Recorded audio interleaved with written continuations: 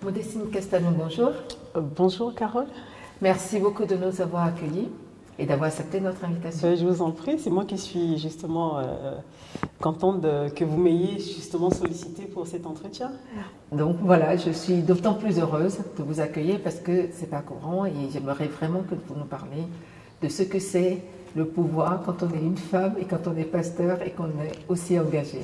C'est difficile de parler du pouvoir sans parler de l'autorité. Voilà. Et on dit d'une personne qu'elle, pour moi, selon ma définition, on peut dire d'une personne qu'elle a un pouvoir lorsqu'elle utilise une autorité qui lui est conférée, mais qu'elle utilise avec justice et équité. Là, pour moi, c'est la définition que je donnerais au mot pouvoir. Comment se traduit cette justice et cette équité pour vous dans votre vie professionnelle et personnelle? Est-ce que ça se traduit de la même manière? Oui, en tout cas, pour ma part, hein, vu que je suis une femme de foi, effectivement, j'essaie de faire des choses de manière à ce que tout autour de moi, qu'il y ait quand même un équilibre dans ma vie personnelle et la vie professionnelle, et que j'essaie de mettre chaque chose à sa place. Donc, j'ai plusieurs casquettes et j'essaie vraiment de mettre les choses là où il faut, au moment où il faut, et ne pas mélanger justement les rôles. Et donc, oui, donc c'est une vocation qui... C'est une vocation simplement parce que j'ai foi en Dieu, hein, et donc pour moi, il n'était pas possible de pouvoir marcher avec Dieu sans le servir lui, parce qu'il était le premier à nous servir. Est-ce que vous diriez qu'il y a une différence dans l'exercice du pastorat ou du pouvoir selon si on est un homme ou une femme? Est-ce que vous avez noté une différence? Vous savez, dans la religion, même si pour moi je ne pratique pas une religion, oui, pour moi ma foi c'est une histoire, c'est une relation que j'ai personnelle avec Dieu, mais quand même dans la religion, le titre de pasteur est souvent plus réservé à l'homme qu'à la femme. Et ça, c'est depuis la nuit des temps. Hein.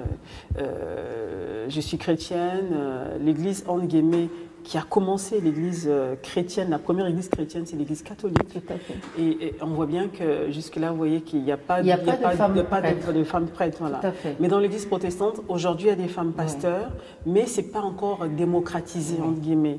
Pourquoi? Parce que le sacerdoce, selon la compréhension des hommes, est soi-disant un travail réservé à l'homme, alors qu'en lisant les Écritures, j'ai découvert que non. Quand on devient enfant de Dieu, il n'y a plus cette limitation de sexe. Voilà. Tout homme comme femme, peut servir Dieu. Maintenant, là encore, c'est une histoire de compréhension, d'interprétation et aussi de sensibilité.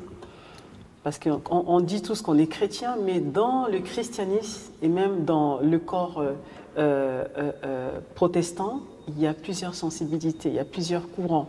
Et donc, dans certains courants, c'est juste pas possible. Voilà, c'est pas compréhensible. Voilà. La femme ne peut pas prêcher, la femme ne peut pas apporter la parole, la femme ne peut pas exhorter les hommes parce que c'est pas son rôle. Ça, c'est encore une compréhension que moi j'appellerais archaïque. Absolument. Mais bon, heureusement qu'aujourd'hui on avance. On entend souvent dire que les femmes qui ont du pouvoir, qu'elles ont dû sacrifier quelque chose. Qu'en pensez-vous? Est-ce que ça a été votre cas ou pas du tout? Pas du tout, pas vraiment, non, pas vraiment. Alors, c'est pas un sacrifice, mais j'ai dû prendre des décisions importantes. Par exemple, une journée, comme je disais tout à l'heure, n'a que 24 heures, donc je ne vais pas passer 2 heures, 3 heures de mon temps au téléphone. Je dois travailler. Lorsque je me lève le matin, je sais ce que j'ai à faire. Une fois que j'ai fini ma communion avec le Seigneur, j'ai une journée qui se déroule, donc je dois bien gérer mon temps. Effectivement, le sacrifice est à ce niveau-là.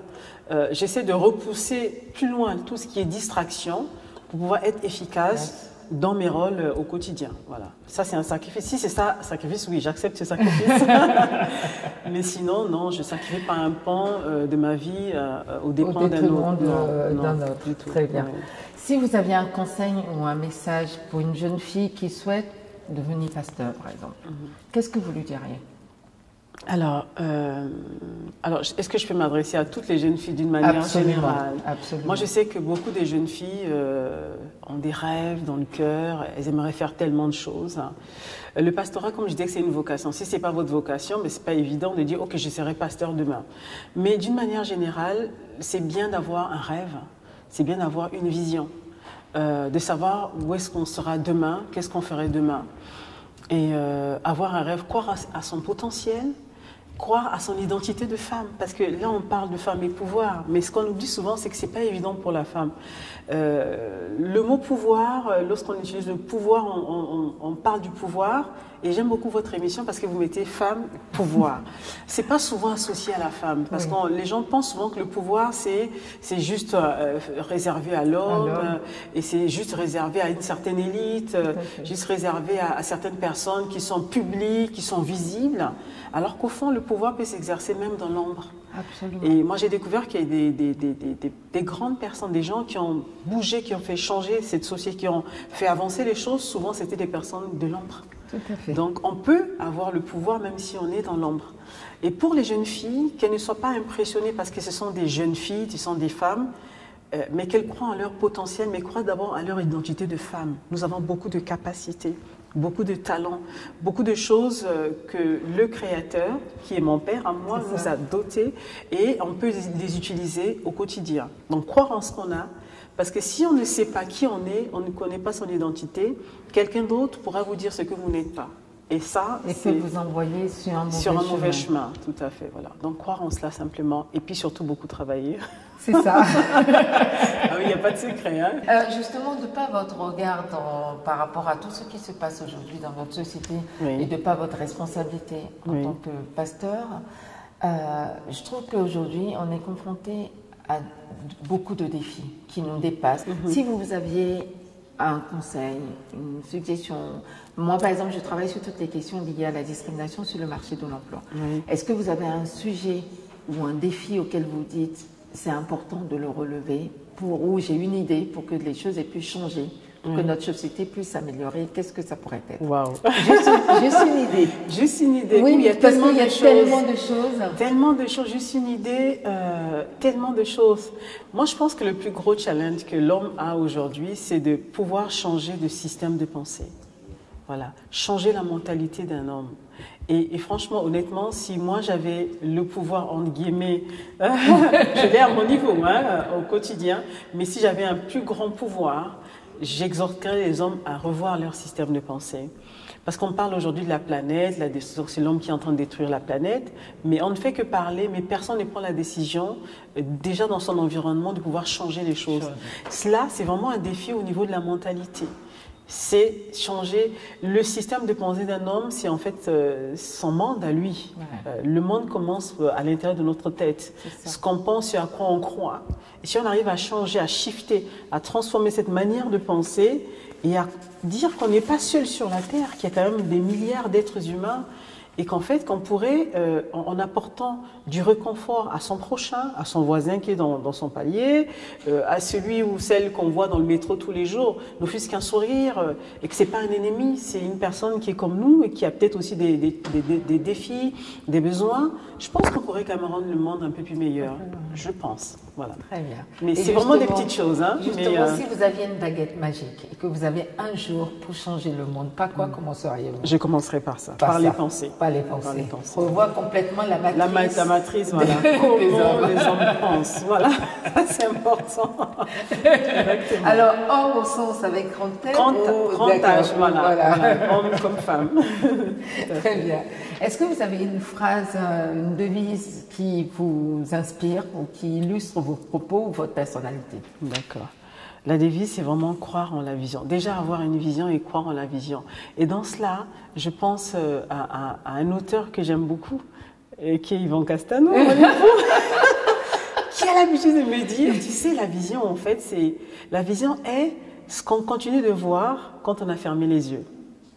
En fait, c'est le rêve qui est enfoui à l'intérieur de nous. Chaque être humain a un rêve, des fois secret, qu'il a à l'intérieur de lui et qu'il aimerait demain peut-être réaliser, mais il ne sait pas, au fur et à mesure qu'il avance, quand tout autour de lui les choses ne bougent pas, il pense que son rêve est mort, alors que le rêve est toujours là. Même quand on ferme les yeux, ce qu'on continue à voir, c'est ça le rêve. C'est magnifique. Voilà. En préparant cette rencontre, on vous a demandé de venir avec un objet ou quelque chose qui pour vous symbolise le pouvoir et la féminité. Qu'est-ce que vous nous avez apporté? Alors j'espère que vous n'avez pas trop rigolé. J'ai ramené un objet qui a une très grande importance pour moi. Ben alors voilà. En effet, j'aurais pas pensé à exactement, ça. Exactement comme quoi. Alors on parle de pouvoir et féminité. Ah et bah effectivement, cet objet que vous voyez, donc, comme vous pouvez le constater, c'est un casque, voilà, un casque de chantier. Et ce casque, pour moi, a une double signification. Premièrement, c'est le casque que moi, femme de foi, je dois mettre tous les jours. Voilà. Le plus vieux, le plus ancien livre, qui est la Bible, m'exhorte, quand je lis ce livre, de mettre le casque qu'on appelle le casque du salut. Et aussi qu'on puisse vous repérer aussi. En exactement. Tant que... Ah oui, oui. Effectivement. Deuxièmement, c'est que ce casque, qui jadis était un signe de virilité, de pouvoir, qui symbolisait en fait qu'un instrument, enfin un objet que portaient uniquement les hommes qui seuls étaient habilités à être sur les chantiers, à faire des métiers durs, à être des ferrailleurs, à être des maçons, porter des choses lourdes. Mais en fait aujourd'hui, on se rend compte que les métiers d'hommes, il y a certains métiers d'hommes, les femmes peuvent les faire. En fait. Et aujourd'hui, lorsque vous allez sur les chantiers, vous voyez les femmes avec un casque de chantier. Donc ça montre quand même que la femme a une capacité, entre guillemets, enfin, elle peut faire beaucoup de choses. Absolument. C'est souvent la femme elle-même qui se limite. Elle peut faire beaucoup de choses. Tout à fait. Et moi, j'encourage les femmes qui sont sur les chantiers. Très bien. Si une petite fille regarde cette émission et déclare « Quand je serai grande, je voudrais être Modestine Castano », vous lui diriez quoi? Je lui dirais c'est une bonne chose. Si je peux être un modèle pour toi, c'est bien. Mais je paye un prix au quotidien. Voilà. Ma force ne vient pas de moi-même ou de mes capacités ou des opportunités que j'ai eues dans la vie ou de tout ce que je peux réaliser, mais j'épuise ma force dans le Seigneur. Et ça, c'est vraiment important. Parce que je ne suis qu'un être humain et que tout ce que j'arrive à faire, c'est parce qu'il y a quelqu'un qui me donne cette force.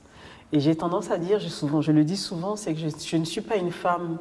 je suis une femme, pas forcément une femme forte, mais je suis une femme solide. J'aime bien parce qu'en fait, je puise ma force dans le Seigneur, donc c'est lui qui me rend solide. Donc je peux tenir, voilà. Et la solidité, elle est durable. Elle est durable. C'est pas quelque chose, parce que la force peut être juste éphémère, à un moment T. Exactement. En revanche, quand vous êtes solide, en général, c'est dans la durée. C'est que c'est du solide. C'est du solide. Exactement, oui. Très bien. Notre entretien touche à sa fin. Donc, pour Modeste Castano, en un mot, en une phrase, le pouvoir, c'est? Le pouvoir, c'est l'exercice de l'autorité avec équité et justice. Très bien, mais merci beaucoup, Modestine. C'est moi qui vous remercie. Merci ça a été vraiment un grand plaisir. Oui, moi aussi, ça a été vraiment une joie. Merci. Très bien.